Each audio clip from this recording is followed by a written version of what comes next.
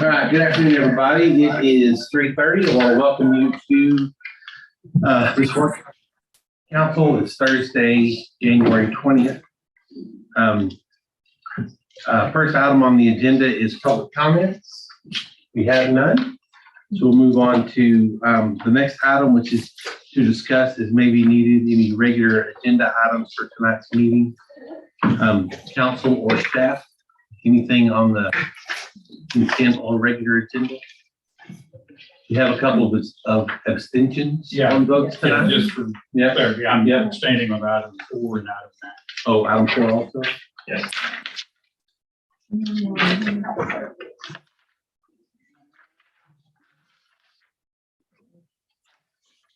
And Judy will be abstaining from 10.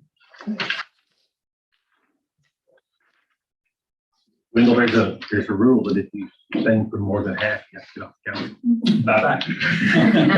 Yeah. Two will never be found. We'll add some, don't worry. All right, item 2 then, if we're finished with 1, is to receive a presentation regarding the home maintenance academy. Ms. Glover? No? Ms. Glover? Kirby, Mr. You're not Kirby. Ms. Glover? No, I'm not. He I can't hold a candle to her. slept at a Holiday Inn I was Express. proud I hit the mayor. There you I go. was at home. All right, so B big? Big? Phoebe, BB. yes, sir. So, my name is Kirby Phoebe. I'm the neighborhood revitalization manager. And as part of that job, I was required to attain a home inspector certification. And for multiple different programs that we have, I have to do home inspections. And these are pictures from multiple different inspections that I've done of just issues that you'll find in homes, not necessarily older homes, but in any home. My home's about 2 years old and I've had some of these same issues. But so this is a home maintenance academy, and it is, excuse me, it's a series of hands-on workshops dedicated to teaching participants how to make basic home repairs for issues that exist in most older homes. And like I said, that doesn't necessarily have to be older homes. My home's brand new and I've had the same issues. But the course will be educational and informative on why these repairs are important. I don't want it to be just people come and we show you this is how you change an electric receptacle. I want them to know why it's important to do that and the other things that I will get to in the session outlines. But it's going to be a 16-week course consisting of 8 sessions. So a session will be held every other week for 1 hour at a time. And the sessions will be held at various locations. And some repair examples kind of going off the pictures I showed you earlier. Changing electrical outlets and switches, patching holes in drywall and other wall repair, caulking, grouting, replacing internal toilet components, plumbing, changing air filters, and preventative maintenance. The participant selection process, it'll be open to all residents of the city of Temple. There'll be a written application process, and applicants will be selected or reviewed and selected by the Housing and Community Development staff. First class, we're aiming to have 15 participants. And this is a tools and supplies list. They'll be given it's a lot of tools, general tool sets, electrical voltage meters and testers, GFCI testers, wrench sets, socket sets, toilet components, drywall patch kits, caulk guns, caulk, even receptacle, electrical outlet receptacles to actually make the repairs. So session number 1 will be welcome session basically, and we'll also go over safety. It'll be a meet and greet. Everybody get to know each other, and then we'll go over all the safety aspects of electrical, all the different subjects, wearing PPE, using the correct tools for the job, all that good stuff. Session 2, we will jump into the electrical session. Like I said, we'll go over using voltage meters, GFCI testers. The participants will actually replace an outlet or switch. And we'll also go over ceiling fan installation or replacement. Excuse me, with the ceiling fan installation replacement, will that be based on the fact that there's already electrical in the spot in the ceiling? Yes, Not that you have to bring it to a spot? correct. Okay, Yes. But basically just wiring it correctly. I got it. Session number 3, we'll move on to interior wall repair. And again, we're going to go over wall construction basics because we don't want to limit ourselves. When I originally did this, I put drywall hole repair, and somebody brought it to my attention that not everybody's going to have drywall walls, so we'll go over different types of wall constructions, various repair techniques, and included in the drywall portion, we'll go over texturing so that once you do have the hole patched, you can match it to your existing wall. Session number 4, we'll go into caulking and grouting. Caulking is kind of universal overall, really, but I don't want them to just caulk, say, a tub. I want them to do like trim outside of a house, wall siding, but we'll also do tubs and grout tile and caulking around windows and whatnot. Session 5 will be internal toilet components. And you may be wondering, why is one entire hour-long session over just internal toilet components? Well, if we're going to have a class of 15, it's kind of hard to have 15 toilets for each participant to participate on at once. So I figured they'll have to take turns. So that's why that has its own session.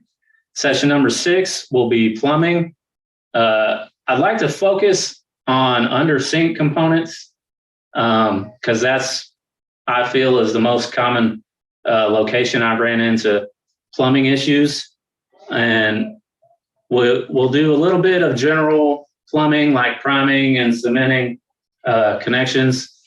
And then we will also, again, back to the informative side of it, go over main water shutoff valves, where you can look to find them, because you're going to want to know how to operate that and have the tools to operate that if you are going to be working on your plumbing. Session number 7 will be preventative maintenance, HVAC, window unit air filter types replacement, and then faucet aerator cleaning, as well as insect and rodent traps, because insects and rodents can cause a lot of these issues that we're talking about. So we want to know how to prevent that, and also gutter cleaning. And session 8, it'll be time to celebrate. Participants will be awarded a certificate of completion, and they will be given the toolkits and supplies that we gave them to participate in the class. So that will basically be each participant's reward for participating in this program. And as I said earlier, it's an extensive toolkit. It provides a lot of tools, which add up to a lot of money that a lot of people, elderly people on Social Security, or just low to moderate income people can't afford regularly.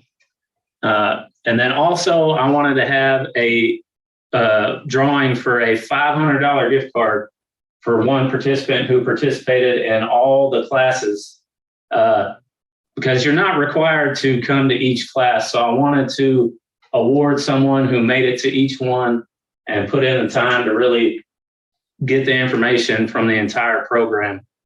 And I want to do one large lump sum gift card so that after they get these tools and all this knowledge and skill, they can actually have the money to make bigger repairs and stuff on their home. And that concludes my presentation. Questions? Who's financing the toolkits? I mean, I think it's great. It's just, is that a grant or is that city money? What's, It's going to be city money. okay? Is this a program that's done around the country that y'all are emulating, or is this a brand new program that y'all have come up with? I don't know of anyone else doing it. I'm not going to say that they're not, but But it's not something that was promoted to you by No, no, outside sir. source. no, sir. Very good. Home Depot at one point, would often have classes Yeah, there. Yeah, Home Depot and Lowe's were doing extremely similar classes, and I actually tried to collaborate with them on just kickstarting their stuff back up, and they stopped for COVID and they shut me down on restarting with them.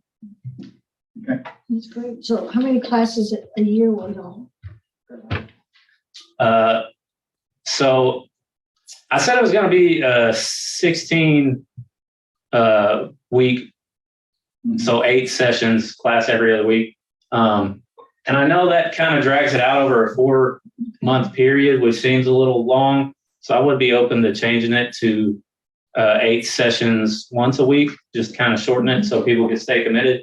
But I didn't want to make people commit to it. You have to be here every week. People have plans and things they need to do. So I wanted to spread it out.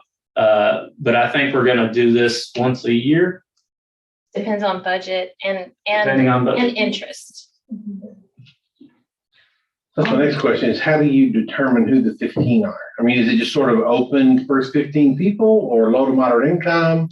Well, we don't want to limit it to low to moderate income. There's going to be an application process and they'll be reviewed by Housing and Community Development. And I don't really know what would make us turn somebody. I don't know why we would deny an applicant. I mean, they're applying, obviously they're interested. So, but there will be an application process for selection. And you're advertising it, City Temple webpage, Facebook, As soon as social media. as soon as the program is approved and we can get marketing to get our webpage, create an application created, then as soon as possible. What's your target start date? Target, Whenever you get ideally the website built and, February, okay. ideally. Where will you hold these sessions? Throughout the city of Temple, possibly at the historic post office. Home Depot and Lowe's denied me on collabing with them, but I would like to see if maybe we could use their facilities to host ours, but various locations Session 4 was caulking and grouting. Yes, and ma'am. grouting. Mhm. Will that be, are you showing people how to take out old? Yeah, strip old. Strip old and put. and Yeah, redo like it? I don't know if you remember the picture of the tub, Yes, yeah. old moldy caulking. Yeah. We'll strip that and then apply new.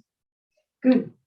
Every single woman in the city should take this. I agree with you. There's your first 15. Yeah, I'm just thinking about that, but it's like-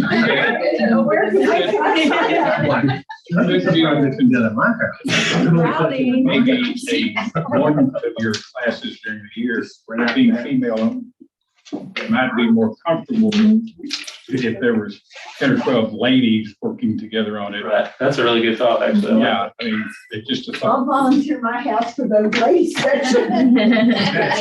You're on recording. The sheriff for caulking.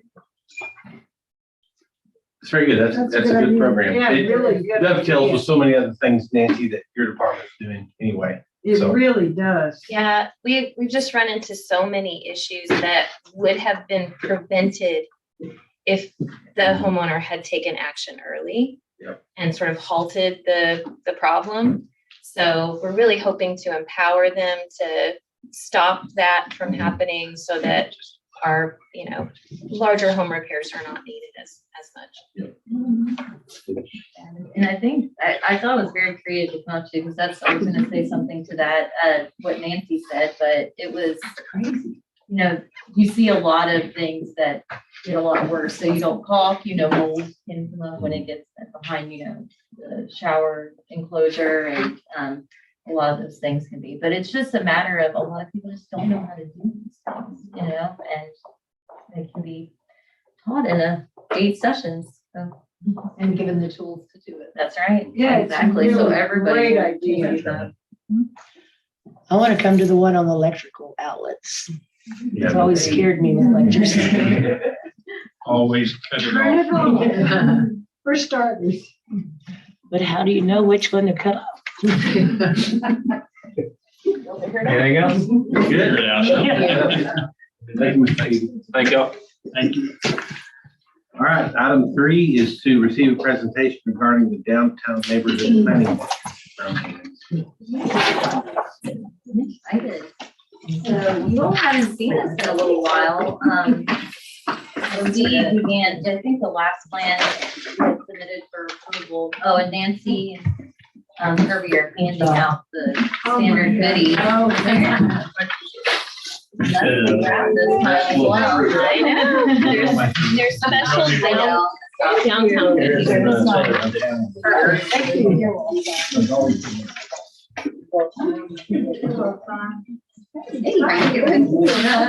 Doing good, thank you.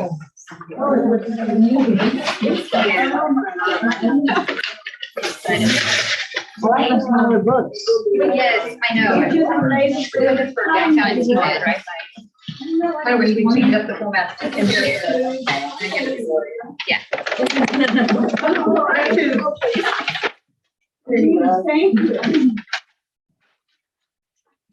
Well, just, Nancy, you amaze us every time. For all of you, you all amaze us, not just Nancy. Her team's very creative and Shawnee's has brought another sense of creativeness to every day too, so I'm thankful to have her.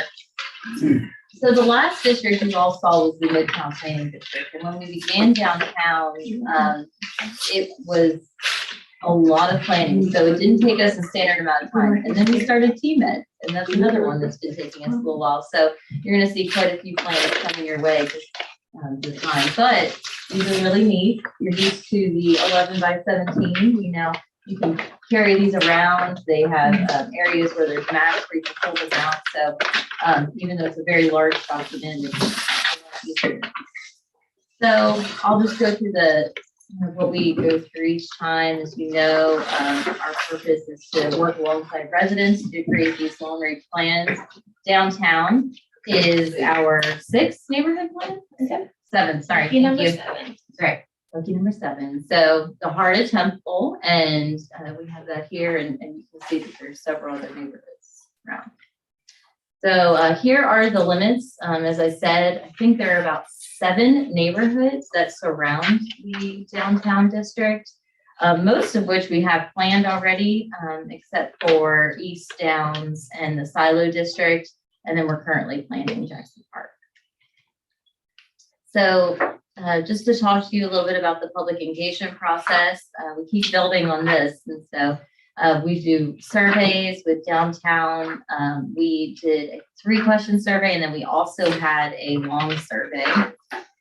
We also hold a series of focus groups with business owners, social services, different organizations to provide input that way. We meet regularly with an external planning team throughout the entire process. So we'll have about 4 to 5 meetings with them, provide input through as we develop the plan. We also have our NPD news and how we get information out there. Another thing is, one thing that I have to say about downtown that's really exciting, a part of our public engagement is that we were able to hold a really fun event. If you weren't able to come to Santa Fe Plaza, it was just a blast. We had so much fun getting out there. And, it had been a while since we were able to hold an event. This was the first one in a while. So it was great to meet folks. And we really encouraged, since so many people, typically we really try to focus with neighborhoods with people who live there, own businesses there, but everyone comes to, or I hope everyone comes to downtown Temple. And so really encouraging everybody to come out and provide feedback. Went to the Neighborhood Revitalization Advisory Board, as well as the Historic Preservation Commission and the Planning and Zoning Commission. And the Planning and Zoning Commission did unanimously recommend the approval of this plan at the meeting on the 18th of this month.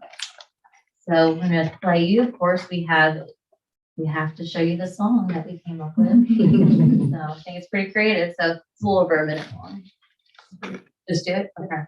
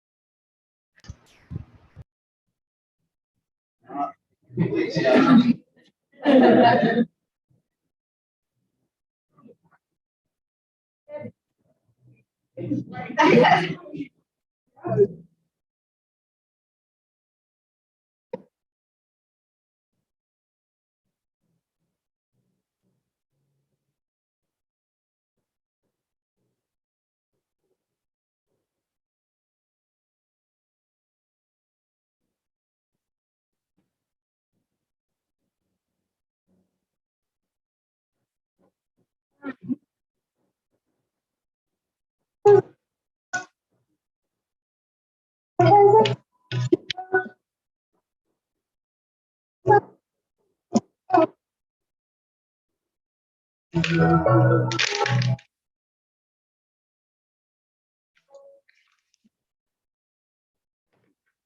was able to stop it. Huh? Good job.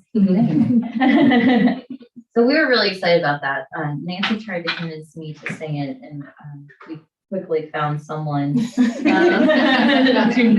it was not me. It was our own Deborah Hollingsworth in purchasing department. She did a great job. So we did go through the history. There's a lot of history of downtown, starting in 1981, all the way to all of our current planning efforts and future. So we have a lot of detail like that in the plan. And then we also, there's been a strong focus on projects already within the plan with a lot of these. And so we provided some information on projects that have either been completed or are currently being planned or being done as well. So you'll see some of those throughout the presentation. So downtown, several of the other neighborhoods is very close on those, but it touches so many different neighborhoods just within a 1 mile radius.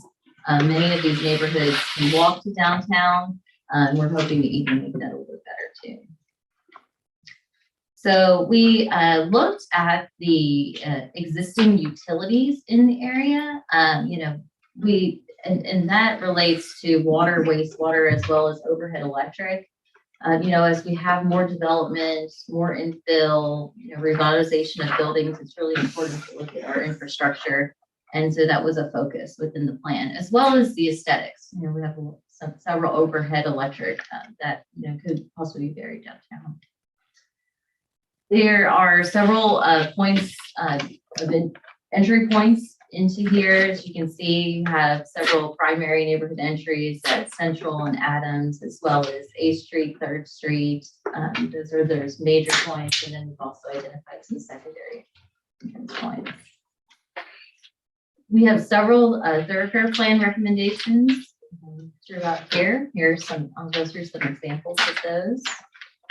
So Central and Adams, of course, are major arterial roadways. And so we show a few different sections, a heavy focus on providing pedestrian accessibility along these roadways, as well as street trees between the driving areas and the walking areas. And also even looking at, the current configuration of being one way for Central and one way for Adams. We have a previous plan that strongly recommended converting that back to two-way. So those are some examples you can see there of what it would look like if it's two-way, either in section G with the center left turn lane, or just a lane that you can't cross there. Section B. MLK Drive is also a minor arterial is the minor arterial in this district. As you can see, we have opportunities for parallel parking, Again, to encourage pedestrian walkability with a sidewalk and a side path. And then having the street trees as well. Avenue C is what we consider a community collector. Some opportunities here to provide parallel parking, having pedestrian walkways as well as the bike lane in there with two-way traffic. Is that currently in the design that's going for construction? For Avenue C, Mhm. I think in some areas where we had enough right away. Calhoun Avenue, that is a neighborhood collector, so a little bit different than what you see as a community collector, going into the neighborhood. So providing for the pedestrian accessibility, parking on both sides where it's possible of the roadway in these areas. We've also identified an urban avenue. These are, typically within the core of your downtown, where you have opportunities for parallel parking and then even angled parking as well. 11th Street is what we consider a pedestrian connector. So basically knitting pedestrians from local streets to those major roadways, those collectors and those arterials. And so really prioritizing the sidewalks and street trees in those areas. 7th Street, consider that a bicycle boulevard, and looking at that. And so what we can do is have very low, vehicular traffic there, and then also just really have more designated bike lanes and encourage more of that type of transportation. Would you go to the point of doing something to actually discourage vehicular traffic there? I mean, humps I Yeah. know that you're saying that's what you want, but then how do you do it? Right, yeah, I mean, one thing that you can do is through, very visible markings and signage and things like that, but you can also do bump outs and different things to kind of slow traffic down as well. Make it safer. Wonder how the neighborhood would take that.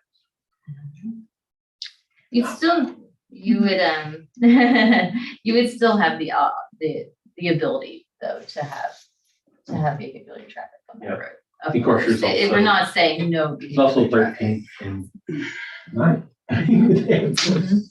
Yes, most definitely. We have identified sidewalk zones in this plan. This is different than what we've done before. The sidewalks are heavily utilized in downtown. And so, having a parking area, but also encouraging a lot of outdoor use of space with street furniture. So you can see some examples there with seating and just really encouraging landscaping and different elements such as that. Access management, this is very similar to what we did with the central district. You really want to encourage the walkability of downtown like we did with central. In order to do that, it's important to look at all the driveways and curb cuts and different things that are existing along the major corridors such as Central and Adams. So this, as we recommended those things in the central district plan, we've also kind of pushed this into the downtown plan and looking specifically at areas where we could manage where there's driveway access and it come off of a side street or even having shared use driveways and just really focusing on, openings at intersections and accessibility off of side streets as well as access to alleys. Aaron, wait, Yes. could we back up one? Of course. The two main streets are Central Ave, right? Yes, that's correct.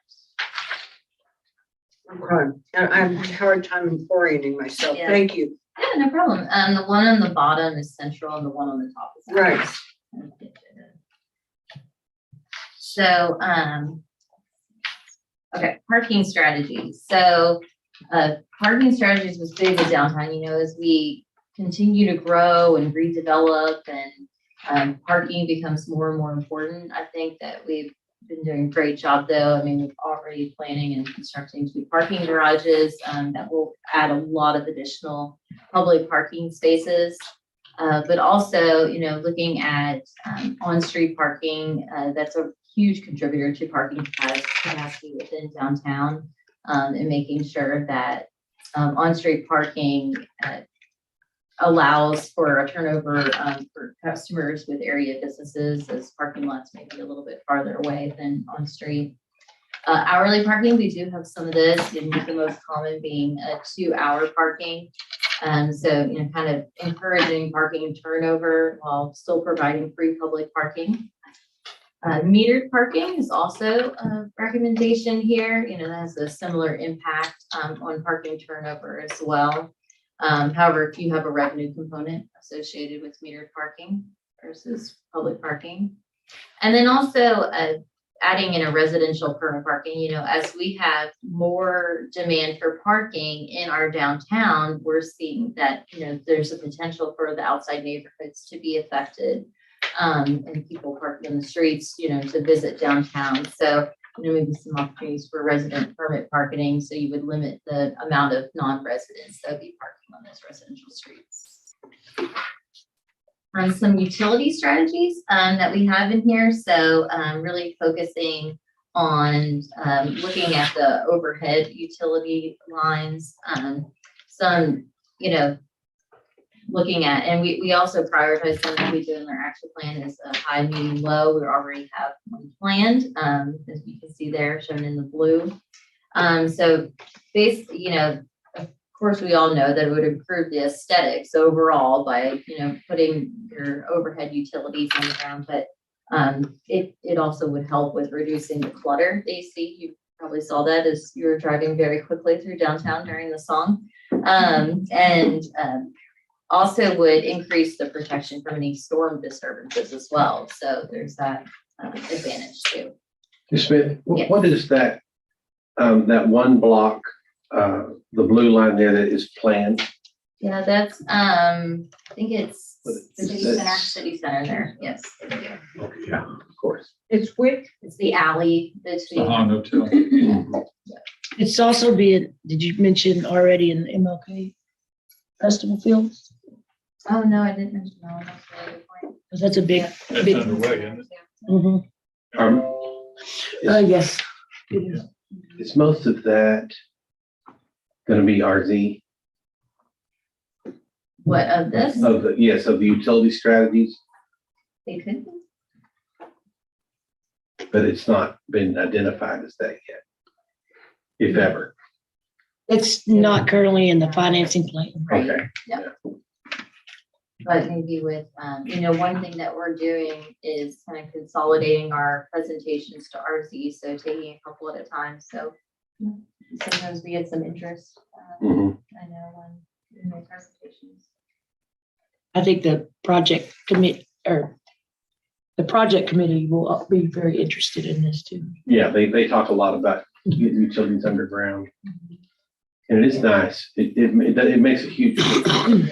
That's where I've been and noticed that it's very nice.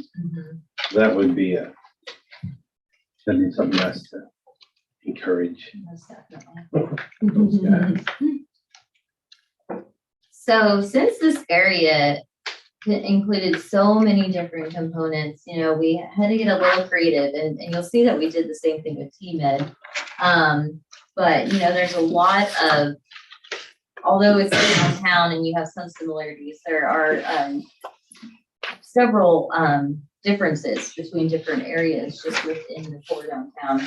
So we identified a total of seven different districts that we're going to go through here. And so you'll see in each of these slides that I'll have a map, so we'll orient you as I go through each of these sub-districts. But then also our enhancement focus map will be on there as well.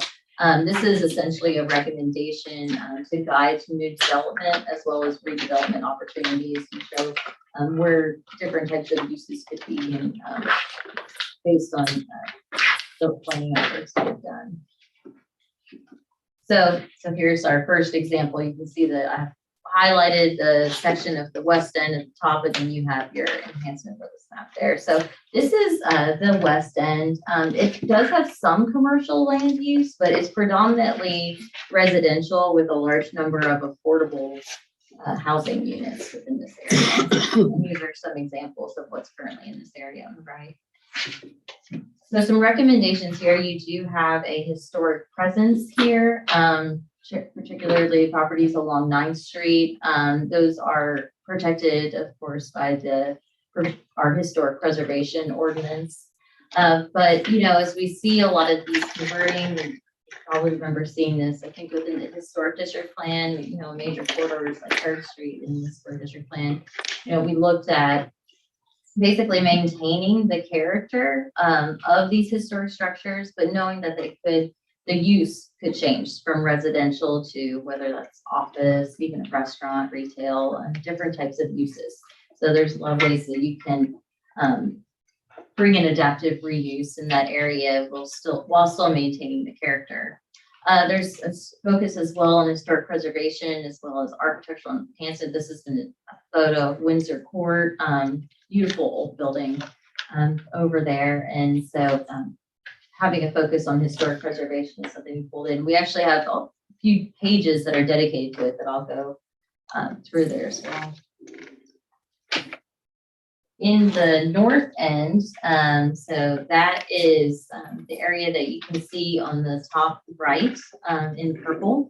There's a mixture of churches, residential and commercial uses, but this is, you can see there on number 3 on the map. It also contains Baker Field. Baker Field currently has a full-size baseball field as well as a playground. And so there was a focus in that area as well. So some recommendations that we have for this area is redevelopment, kind of bringing in new residential mixed use predominantly. Also focus on having some employment mixed use. So you have office, retail, and things like that on the outer edge. But having, with the mixture of residential uses like townhomes, you know, having that center green space would be something that would be ideal for this area. Baker Field, we received some feedback, actually. We didn't have anything in there talking about a sports tribute, but we received some feedback after we put the video out there from the public and asking if there would be a way to kind of bring in the history of that space. And so, you know, and kind of celebrating the past. So we have some recommendations that a way we could celebrate the past through murals as well as interactive playscapes in here. One of my favorites, you all may remember this one, is the Storybook Grove. It's the property that we acquired, I think it was late 2019, if I remember right, right behind the library. You know, open space is very limited in downtown, so to get that was a huge win for the city. And so we've had some beginning ideas in that and how we can have a nice outdoor space, you know, have it very tied into the library with different storybook characters and just ways for people to get outside and learn and interact. On the east end, that subdistrict contains a mixture of churches, residential, commercial, and industrial uses. However, there are a large amount of vacant and underutilized properties within this district.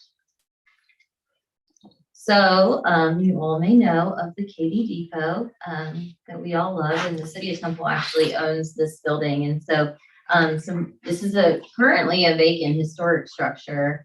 And so there's just so many opportunities with the space, not only for revitalization of the building and having some, you know, converting that to maybe a retail restaurant type of use, but, you know, providing outdoor dining. We had the 14th Street Trail that was a part of the Ferguson Park plan. And so you could really activate the space by offering those pedestrian elements and then eventually, you know, really tie into downtown. On the east end, we have the East End Redevelopment Site. That is an area where we could have many different housing choices for Temple residents. So it would really maintain a single family character, but also provide several different opportunities for different types of residential growth within that area and providing open space, you know, some, you have an example there of stormwater ponds. It's a really nice, appealing way to provide for stormwater detention or retention, I should say, but also making it a nice feature for the residents in that area. So lots of recommendations in this for a wide array of different residential uses from multifamily, townhomes, single family attached. The Gateway District is basically your main arrival into the overall downtown district through Central and Adams Avenue, and you know, eventually connecting to I-35. So that's what we consider the major gateway into here. This is primarily commercial in lane composition, but you also have a multiple-story public housing building, I believe known as the Francis Graham Hall Apartments. So with this area here in specific, we looked at several different opportunities around where the gateway is for your sense of arrival into the downtown area. And so we looked at, you know, creating some residential mixed use, as well as expanding the Santa Fe Trail from Whistle Stop Park going north, and then some neighborhood transition. You know, this really would connect then the western part of the downtown, but kind of like continuing our park, as well as our trail, and providing some residential opportunities. Is that a pool? Where? Oh, For the railroad track? I think that's the conceptual pool, yes. It would, but it's far away. You can see it. You have the railroad, but you would be pretty far back from that with the linear park, so to speak. A lot of cement. Vibration. Maybe it could be a quiet zone. And moves on. Yes. With this as well, you know, you have a lot of we have some opportunities. There are some vacant spaces within downtown where we could have infill development on either undeveloped or underdeveloped lots. So we really, but you know, if that is new construction, we want to make sure that any new construction does take into account the urban character of the area, and it's very similar. Of course, you know, no gateway district is complete without monument signage, to know that your sense of arrival, you're arriving into downtown. So there's some recommendations for gateway signage there. City Center is the next one. So that one is a group of blocks that basically includes substantial renovation of older buildings, as well as new structured parking within the downtown. So as well as the introduction of some new market rate rental housing units. So you see that there. Here is what we know as City Center, the project with the Han Arcadia, our proposed parking garage, as well as potential green space across the street from there. And then here are some more renderings of what you see you know, this area could look like, and as it redevelops into more with potential of, you know, mixed use redevelopment of buildings.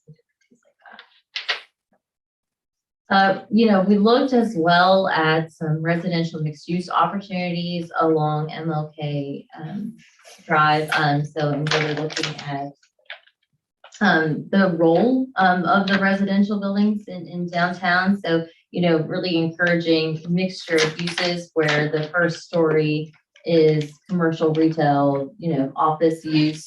One thing that the plan document recommends is that we want to be context sensitive when we were looking at projects such as this. So basically, you know, buildings that are done in very prominent areas, you would basically see more dining and retail uses, whereas less prominent locations, you would probably see a little bit more flexibility with those spaces that are more that is not such a destination, so to speak. So maybe office uses and things like that. Then we have the warehouse district, which is a really cool area within downtown as well. So you have several different storage buildings. There's some grain silos, 3D feeds over there, and then small distribution facilities. So this acts as a thoroughway into downtown. There's a lot of opportunities for redevelopment. One thing we would like to focus on in this district is on mixed housing as well as employment. Providing a secondary gateway for Temple residents, and things like that. So as we kind of move forward here, we really concentrate on Main Street, providing the streetscape and pedestrian enhancements along that street, really encouraging accessibility as well as usability in that area. Reducing Main Street down is even part of this conceptual sketch and the recommendation here that would provide for more on-street parking capabilities, wider sidewalks, increased lighting, landscaping and other things. And then this is a route that we're looking at, for the 3rd Street Trail. Essentially this trail would be a huge benefit right now. Pedestrian access is really limited especially if you're coming from South Temple to downtown, going over the 3rd Street Bridge. So this provides a really safe route to get pedestrians to downtown to South Temple. Our civic district, you have several different City of Temple properties located within the civic district. That are really important activity centers, we feel like, within downtown. Those include Amtrak Station, City Hall, Santa Fe Plaza, MLK Festival Grounds, and many others. Also, this is where a majority of the shopping and dining is located within downtown too. So here we really, we looked at several different areas, but a strong focus of ours was on the MLK Festival Fields. Some nice large space. There's a lot of opportunities here. Of course, we talked about Bloomin' Festival being here, so this kind of showcases what can be done to provide space and how it can be utilized for those large major festivals. But also, when it's not being utilized, it provides a great open space for anyone coming to visit downtown. So really activating this space and providing any flexible park space for people to use on a daily. Then we have here Avenue A. Avenue A is a really important pedestrian route that we identified. So it really serves to connect businesses and restaurants to the downtown core. So some recommendations here are for the on-street parking, as well as improved sidewalks with storefronts and making sure that interaction takes place. The Temple Children's Museum, really fun area with a really fun location within the civic district. Providing a lot of opportunities for children to learn, but also a lot of outdoor space as well, where it can be used for playing and learning and interacting. Here we have the farmers market. So there's a lot of positives that come from having a farmers market, really helping with the overall livability within the district. Some really cool recommendations that came out of here include providing opportunities to increase food access for those to come to there. Also opportunities for entrepreneurship, supporting those downtown residents and increasing attractions. So you have the ability to do a lot with this large space. You could have, classrooms, demonstration kitchens, cold storage lockers, and just really, not just the sale of food, but really build on that and creating healthier lifestyles. Has the Temple Feed location been purchased? I know we've approved it, but has that sale gone through? Yes. That, When do they move out? I know that's just conceptual. Right. They have a lease to, they're leasing it back Yeah. from us. That's I'm not, I forget exactly how many months it is. In the plan with Temple Feed to knock down a couple of those older buildings there on the east end of it, behind the Yeah, new there's- construction. There's that rock building somewhere. Right, yeah, there's that old rock building, there's a couple of old concrete kind of stucco. Right. Is the plan to level all of that with the exception of the newest building? Or do you- No, or do you the want rock- to- No, I didn't. I haven't actually seen the Not the rock building. vision or I think plans. that's included in, I haven't. the hope is to stay. I mean, Or have those decisions already been made, or we have it now, we're just plan over it and figure it out? On the Temple Feed site, Yes, yeah, I have not seen actual plans of what they'll do. it's with just that in the site. city's possession now. Right, just expand that I got you. area there. Sometimes we have conversations and I just thought Planning decisions had been made, No, you know? not that I'm aware of. Okay, Is that the rock building? Do we currently own that one? the front. Because it's a part of it. And that's the front one, right, that's where, it's not that big. I think that's just a Yeah. conceptual drawing. It's not, it's really small. Yeah, it's not. when No, someone that's- at one time, that Yeah. restaurant was, those people were gonna come from College Station to that building. Right. or purchase No. it. I think they were going in the No. Quonset Hut one, the one with the rounded top. Okay, Yeah, yeah. that one to the far left. Who was doing that? Some developers or restaurants out Oh, of, they were in College Station. okay. It was gonna be a cool thing, but it never. They came and talked to us at some point in the Yeah. past. Is it like barbecue or something? Was it? I can't remember.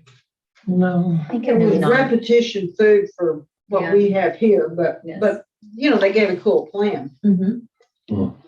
But we never heard from them again, did we? Mm-mm. Probably because we wouldn't get any.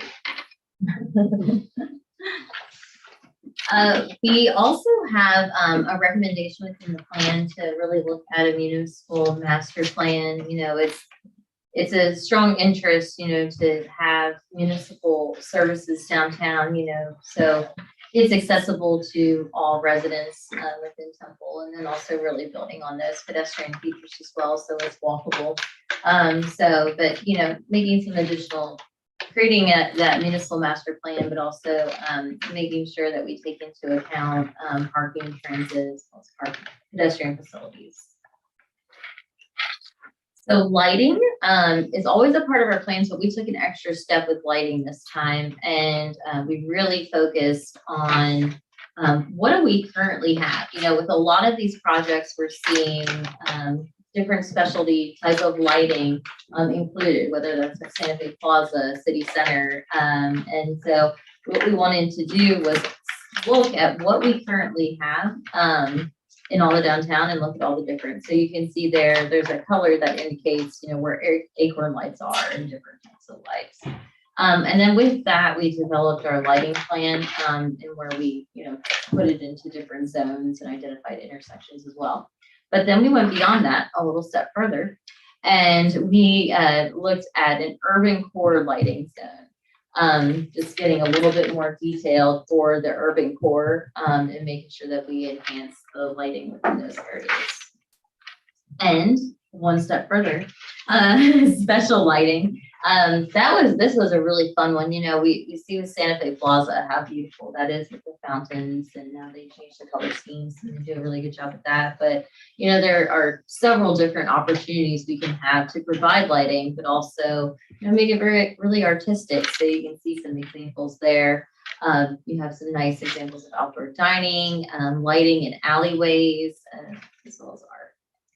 Aaron, what's this, what are those wonderful things in the art square? Oh, yes, it's art pieces with lights on it, so you can get creative. But they're and not like on just an poles. example. Oh, no, this is on the ground, actually. You see Is those that people standing right somewhere? there? Yes,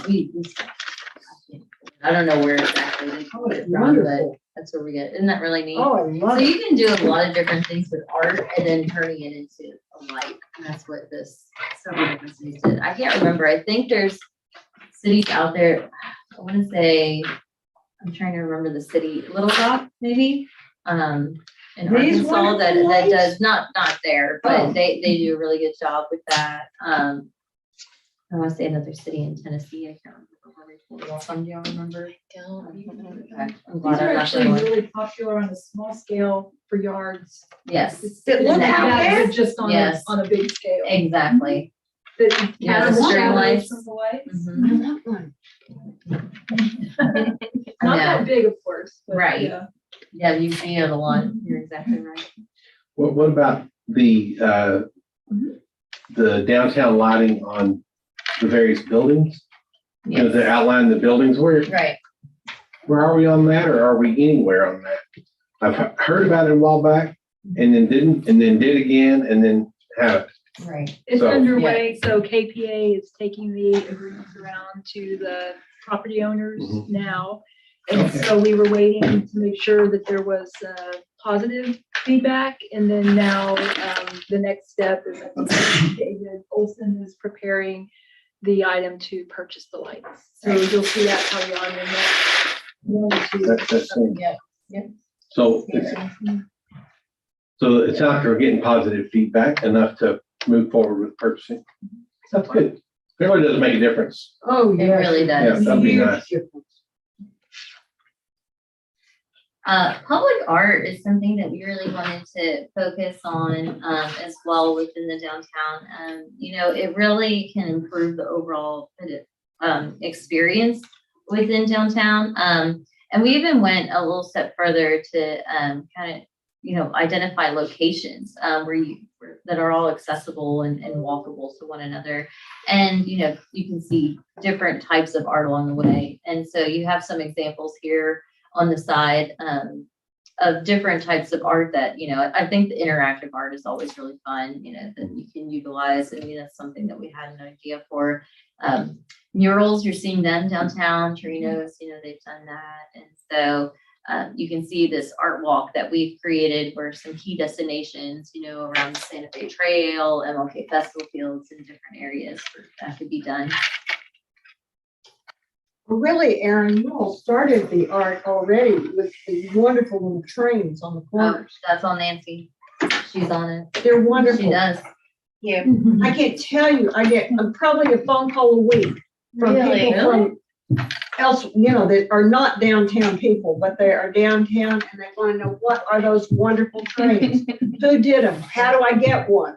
I mean, I get that call. They're just terrific. And then I think you have artists actually do the local artists draw or. Yes, we actually had them submit design Mhm. ideas, and then we had a committee choose the winning designs, and then the artists did them. Some of them actually took the train home, painted it, and then we installed it.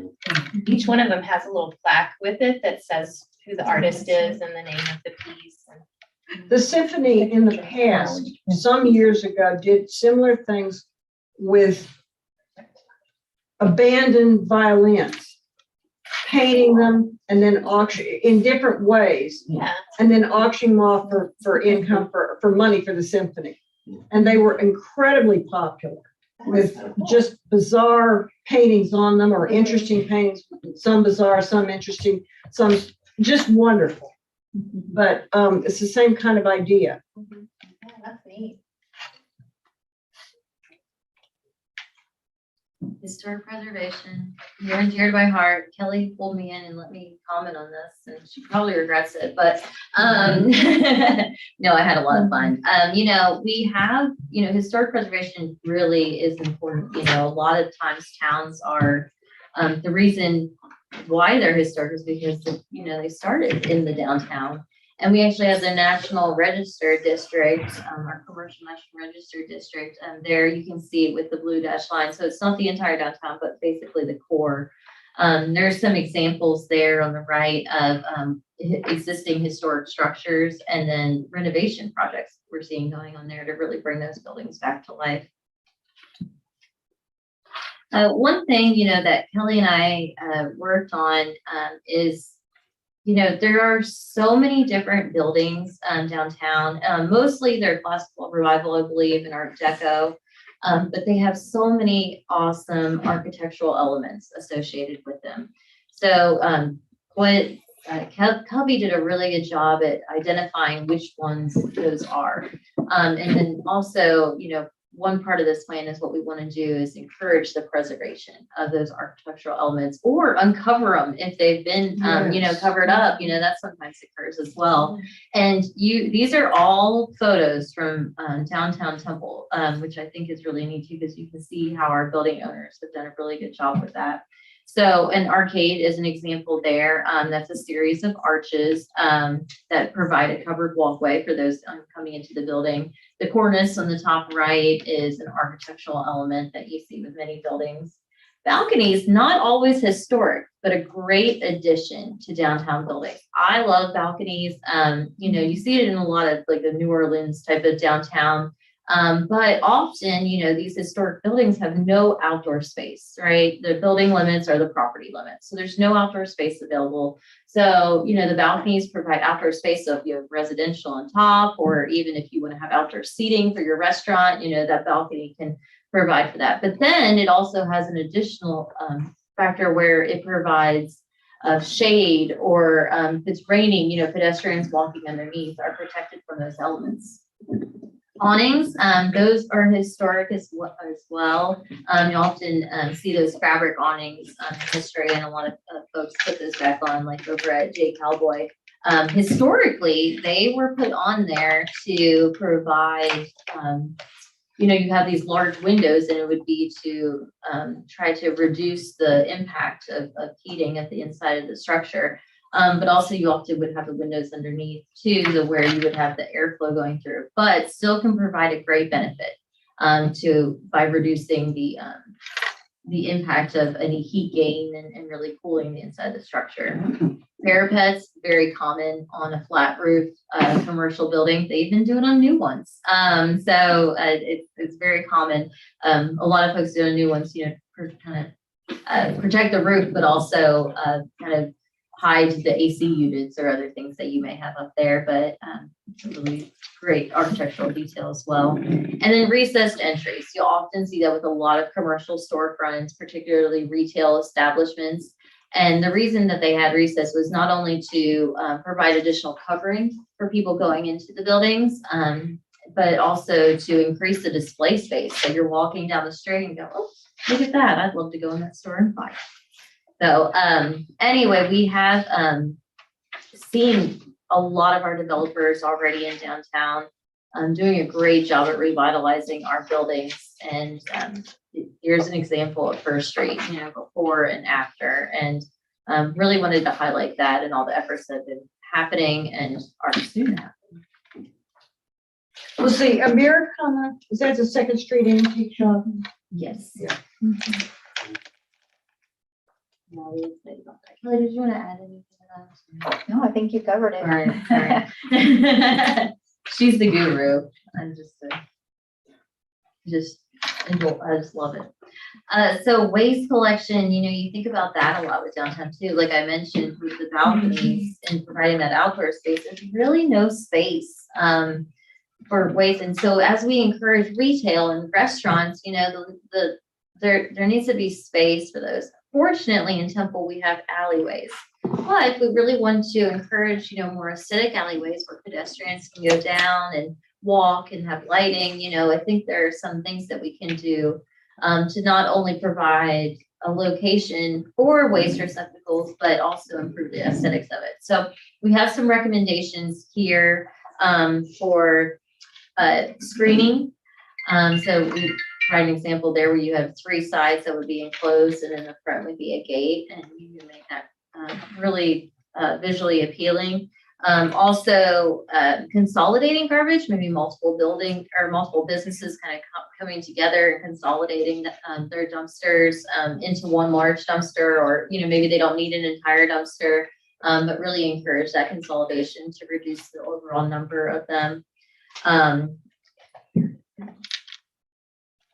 And this is one that I actually found out about at a conference. I want to say it was back in 2013, 2014. I went to a conference, and Kissimmee, Florida had a booth it was a TML conference. They had a booth there and they were talking about this. And I just thought this was probably one of the coolest things. And it hadn't made its way to Texas yet at that point. But this is a way a lot of businesses were putting their dumpsters underground. So you have that top part there where you can put the trash in and then it goes downtown. And then you have a special trash truck that basically has a hook on it and it just lifts it up from the ground and dumps it into it. So you don't see it, right? Other than these places where people just put their bags in, but you don't have the smell because it's underground. You have better visibility.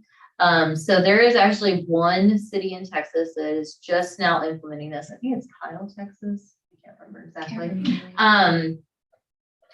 He would know more. But I think this would be something that would be really neat. We worked heavily with Justin Brantley on this. They've done a lot of research. Ennis, Texas. Ennis, thank you, Gloria. Can we retrofit existing trash pickup trucks with this hook thing you're talking about? I was told the conversation could, but I think Justin said, and he'll correct me if I'm wrong, but I believe he said we would need to purchase a different truck for it. But it would be a truck that would be for. It requires, they're both texting and saying it requires a new truck. Yeah. Oh, I got it right. David and Justin was it the? Yeah, they went to the semi. Dawn. Was it just? It was Justin. Yeah, That's right. That went through a big presentation, research on this. On these kind of underground. Mhm. So underground, I mean, there isn't an underground right now. That's that right. we'd have to excavate. Yeah, you would have to, right? Obviously. Yeah. Okay. Mhm. And it's different. I mean, it's not just like a dumpster, right? It's a Right, no. completely different system. Yeah. But it would, Some of the older buildings, we might be worrying about destabilizing foundations. I mean, I know I'm way ahead of. yeah, I Really? don't know. I mean, I guess you would have to look at the, Obviously. a geotechnical report, maybe, I don't know, and see what the soil conditions are. But, with these, they would be a little bit farther from the building. The idea is to have them adjacent to alleyways. Yeah. And if you're more interested, my knowledge kind of leads with that conference that I got I was so excited when I found out about that, but that was now 9 years ago. So David Olson and Justin Brantley are very familiar, and I know that they've been in contact too with Ennis. Yes.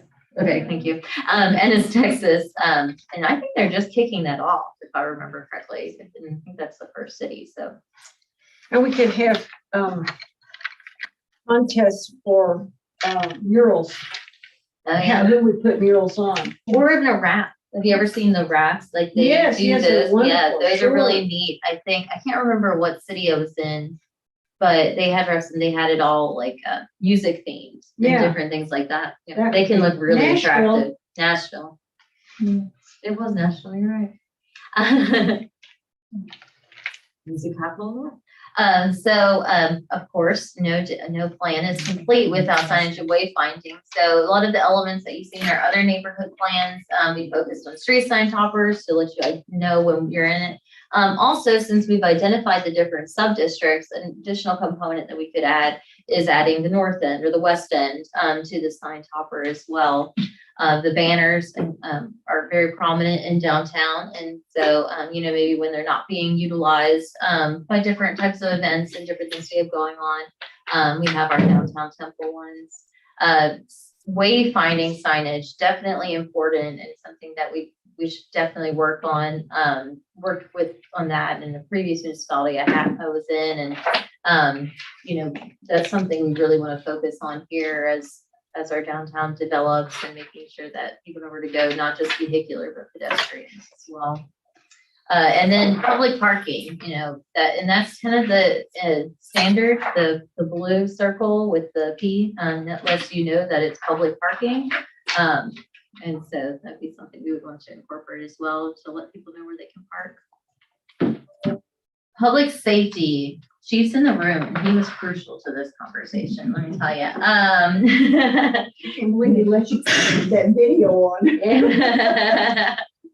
I know, I actually talked to everybody and I said, I think we should do a flyover for the next one. But there was, you know, a lot of things that, you know, she, looked at, you know, with this and brought to light for us. I don't know why I have two exhibits of the same thing, sorry. So, you know, one thing is that, you know, often we talked about alley lighting. It goes beyond aesthetics though, right? You know, so one thing that we really need to focus on as far as alleys go is security. You know, often people may have a security camera or something like that, but you won't be able to see, you know, what happened or anything because the proper lighting didn't exist. So really having those key strategic areas for placing the lighting, making sure they're shining down at, you know, the correct areas, the spacing, location, everything. So Chief and his team over at PD talked about a lot of different ways that we can increase the security of there by providing lighting as well as security cameras. Just a comment, I'm in the process of looking at a security system at my house. I'm talking to the company about adding cameras. Mhm. And he said, you can buy the most expensive camera on the market, and if you don't have lighting, it's only good for about 40 feet. Yeah, that's, So, I think you know, we what's the said point if you're not gonna 25, light? didn't you? Yeah, I think it was Some. 25 to 40, Yeah. but alleyways are much Well, smaller, that's true. right? So That's they're true. not, But they may also be darker. well, it could be, Well, depending on, That's true see, too. yeah, you can see on those, so the lighting's a little bit higher than what Yeah. you might generally see. Criminals don't particularly like lighting at night, so. That's true. You know, and that's something you see with a lot of our neighborhood plans. We find out, you know, some of these older neighborhoods, we have a lot of recommendations for lighting, particularly, you know, you have a lot of residential areas that maybe you don't notice it during the day, but at night, you know, if it's not a major thoroughfare, you know, things are dark. And so, adding lighting to those streets, you know, can also help with the security of those neighborhoods in addition to downtown. So that's going to be a strong focus for us. One thing Chief also recommended is potentially also exploring the use of public Wi-Fi. So, and we're kind of exploring it right now, you know, would it be turned off? Would it be, you know, or turned on? Where would it go? You know, but this plan would really kick that off, you know, us looking into that a little bit more. But, you know, you wouldn't maybe think about that as a public safety, but it would be, you know, if there's ever a event or a disaster that occurred, you know, and no one has access to Wi-Fi, you know, they could come to downtown and have that accessibility to be able to hear any, you know, information on the emergency and different things like that. Can I add just one thing? Please. Or the ability to contact family members. So you Oh, take, yes. Snowmageddon last year, everyone lost power. Most folks were without Wi-Fi. They may or may not have had cellular phone access. So we spent a lot of time doing checks on family members that were called in from all around the country because they had no way to access their family members and they were concerned. So That's a really good point. Conveniences, you know, as we have a lot of these outdoor areas, Santa Fe Plaza, you know, the MLK Festival Grounds, Santa Fe Trail, you know, one thing that we wanted to focus on are public restrooms. We looked at both, you know, existing and proposed restroom facilities and identifying key locations where those could be located. And then finally, we have several different recommendations for capital improvement projects that you see throughout here, but then are also listed in here along with our action items. So the recommendations are 125. You have the action plan that includes all of those capital improvement projects, and in addition, other different projects. Page 131, then we'll list these out along with a dollar amount associated with all this. And with that being said, I would be happy to answer any questions. The slides you had of the Children's Museum Yes. that had all the open space around it, the park, like parkland, Mhm. is that under the auspices or the control of the Children's Museum now, or is that land by the city, or who has that? That was the children's. They have more than just the building, I think that's all one lot. Yes. all that open space is included to them with the building? I believe so. Okay, good. I can double check that. Yeah, I was gonna say, I apologize. I know.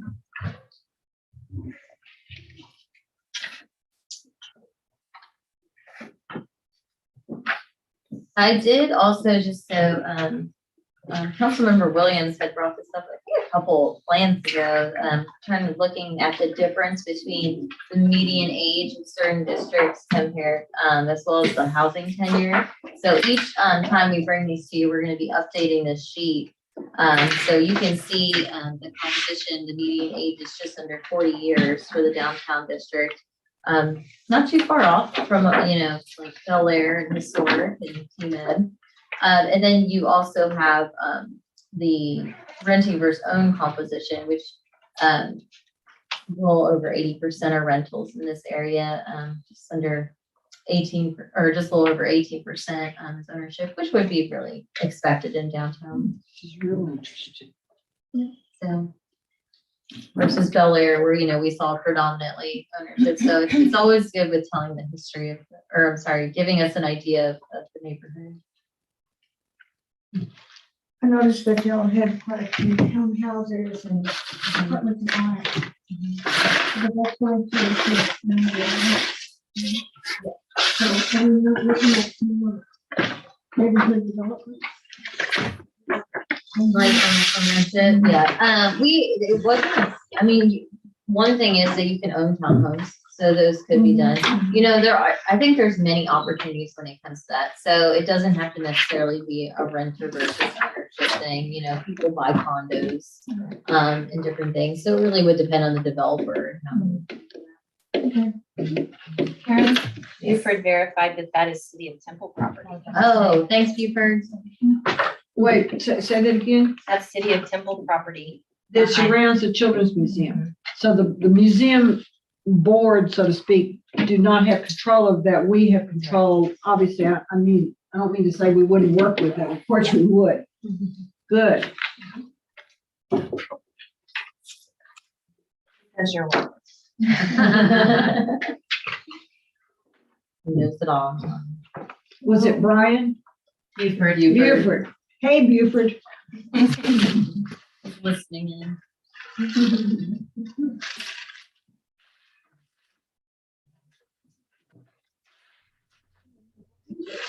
Unbelievable.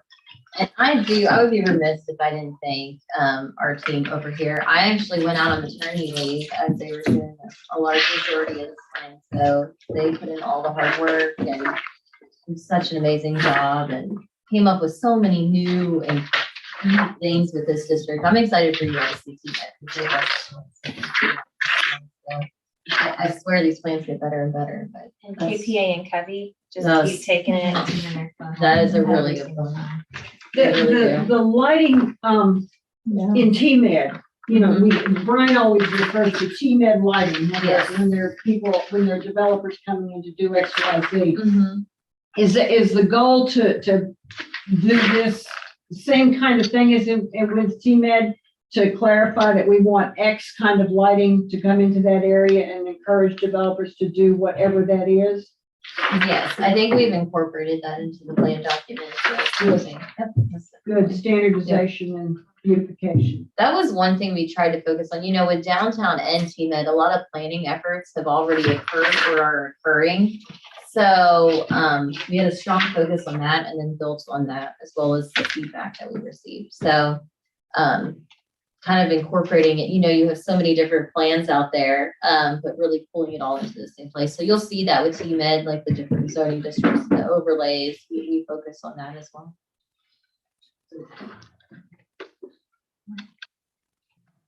Really, the price list there on page 131, Yes. I would have thought it was been higher. With all of those. It will wrap. We put million instead of all the extra zeros, so I appreciate that. But still, it's a lot of money, but it seems, doable for over time. Yeah, it just shows you what the city investment would be, and then just think of what we'll get back from the Mhm. private sector. Yeah. From that. Yeah, I mean, we're obviously already seeing that happen downtown. The public investment pulls in private investment Right. for sure. So, well, good. Thank you all. I know that's a lot of work to be summarized into a book, but thank y'all for that, everyone. I do too. Much easier. Yeah, easily read. Yeah. Okay, is there anything else, folks, before we head downstairs? All right. If not, then we'll close this workshop and convene downstairs.